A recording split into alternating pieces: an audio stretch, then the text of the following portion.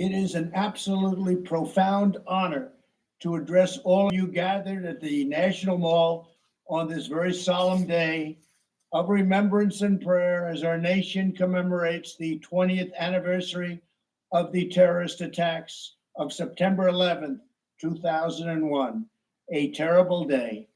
I want to thank Sean Foyt and everyone from the amazing Let Us Worship movement for hosting this very beautiful and incredible event. Since last year, you have brought worship and prayer to 132 cities all across the country, including the largest church service in America right here in our nation's capital, by uniting citizens of all denominations and backgrounds to promote faith and freedom in America.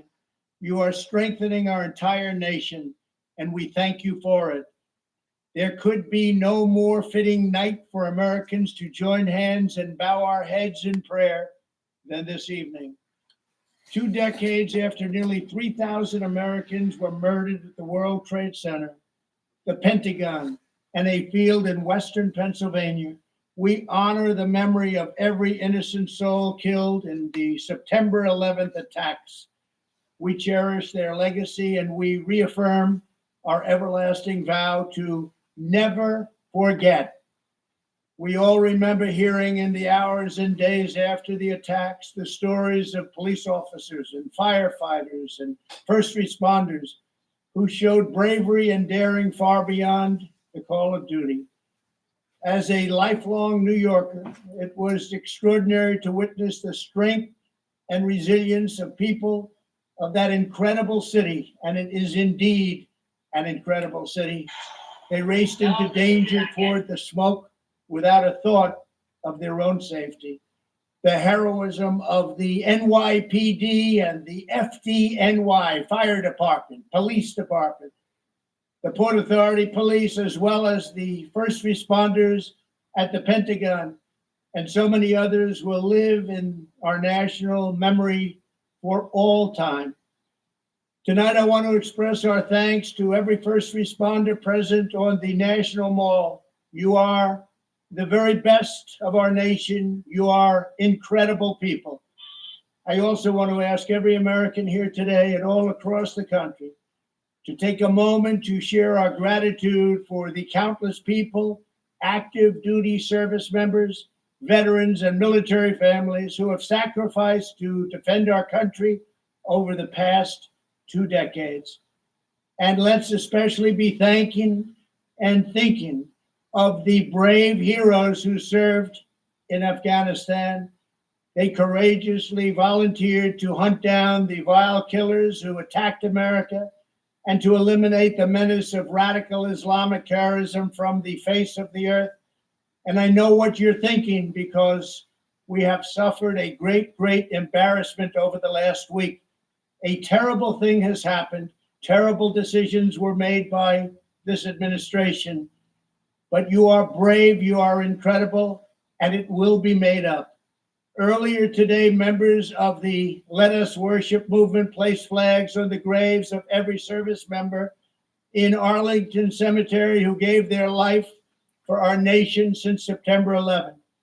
To the Gold Star families present on the mall, and to the families of all of the service members who have made the supreme sacrifice in our fight against the terrorist enemy, please know that you have our undying loyalty and eternal devotion and the love and support of every single American. As we pray and reflect on this anniversary, one story from that terrible day points the way forward for our nation and reminds us of the infinite source of our hope. As black smoke was billowing from across the Potomac at the Pentagon, and the skies of New York were full of ash and flame, a lone figure stood at a window near the base of the North Tower of the World Trade Center. Father Michael Judge was the chaplain of a New York City fire station. When the first plane struck the World Trade Center, he raced inside knowing the danger. Video testimony shows him standing still at the large window looking at people falling to their deaths. A friend and fellow priest later recounted that if you watch carefully, you can see the Father's lips moving. For those of us who know him, the friend said, he wasn't one that talked to himself. He was praying. Moments later, the South Tower collapsed and the implosion shattered the glass window and killed Father Mike. The day before he died, Father Mike spoke at the dedication of a New York City fire station. Before a group of firefighters, he shared a message that echoes across all time. You do what God called you to do, he told them. You show up. You put one foot in front of the other. You get on the rig and you go out and you do the job, which is a mystery. You have no idea what God has calling for you. You have no idea where you're going, and in some cases, you don't know why. But he needs you. He needs me. He needs all of us.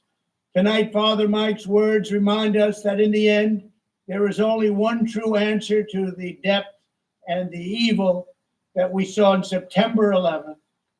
It is God that is the answer, that stood tall over the wreckage at Ground Zero, where rescuers forged the mighty steel cross from the fallen tower's broken beams.